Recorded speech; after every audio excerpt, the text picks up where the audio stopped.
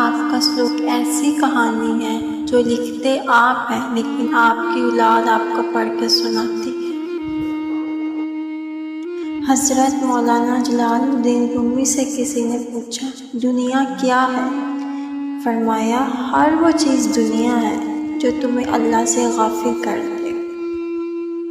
آپ نے فرمایا عقل کو خواہش پر فضیلت حاصل ہے، کیونکہ عقل زمانے کو تمہارے ہاتھوں میں دے دیتی ہے جبکہ خواہش تمہیں زمانے کا غلام بنا دیتی ہے۔ آپ نے فرمایا جب اللہ تعالیٰ کسی کی رسوائی چاہتا ہے تو اس کو پاک لوگوں پر لعن طعن کرنے کی طرف مائل کرتا ہے۔